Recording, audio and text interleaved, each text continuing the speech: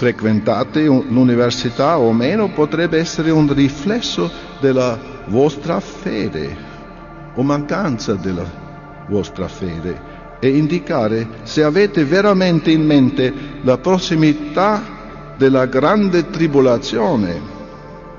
Un fatto rimane indiscusso: il tempo rimasto è ridotto, come disse Paolo, 1 Corinti 7:29. Se state attualmente frequentando l'università, perché non riflettete in preghiera di smettere e di fare qualcosa di meglio? Ma per noi che siamo desti al significato degli avvenimenti mondiali alla luce della profezia biblica, ci sono ragioni assai più valide per non mettere al primo posto nella vita una carriera mondana. Potremmo paragonarci a una persona che vede un edificio con un cartello: questa ditta chiude per cessata attività. Andreste a cercare lavoro lì? Naturalmente no. E se lavorassimo per tale ditta, cercheremo saggiamente lavoro altrove.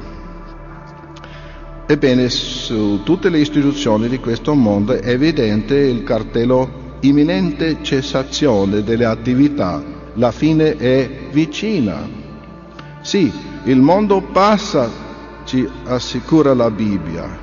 Perciò saggiamente non adotteremo come modelli di comportamento i personaggi che ne sono parte integrante.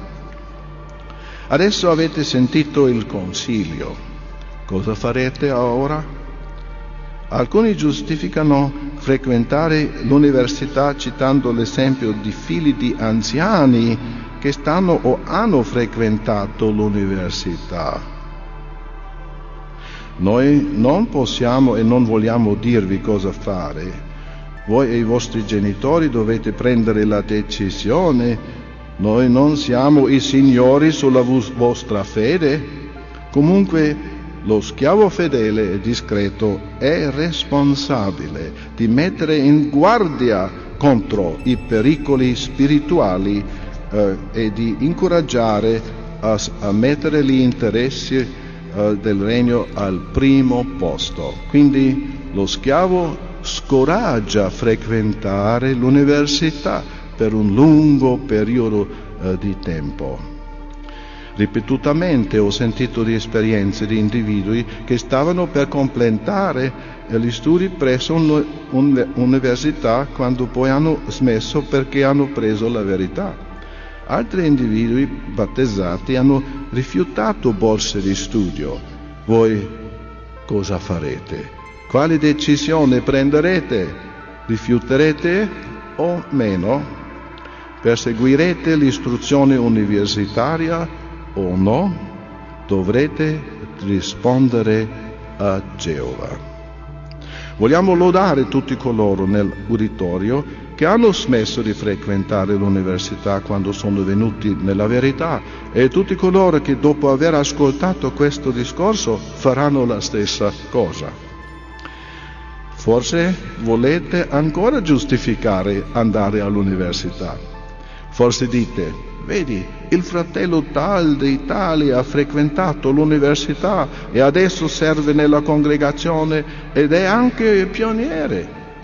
È vero, può essere che abbia sopravvissuto l'università, si può dire, ma quanto segue è una vera esperienza riguardo un giovane che soffriva di un disturbo compulsivo che gli causava di lavarsi continuamente le mani, persino 100 volte al giorno. Questo disturbo lo scoraggiò così tanto che un giorno decise di suicidarsi. Comprò un fucile, lo puntò alla sua bocca e premette il grilletto. La pallottola però non lo uccise, ma invece forò la parte del cervello che era responsabile per il suo comportamento compulsivo. sopravvisse e dopo ciò riuscì a vivere una vita normale. Sì, è vero, sopravvisse, ma raccomandereste imitare ciò che fece questo giovane? In modo analogo alcuni hanno sopravvissuto l'università, ma la raccomandereste ad altri? Invece di perseguire alta educazione, sarebbe bene crescere nella conoscenza di Geova. Per cominciare a conoscere meglio la Bibbia, dobbiamo leggere la Bibbia ogni giorno. Ogni giorno. Lo facciamo?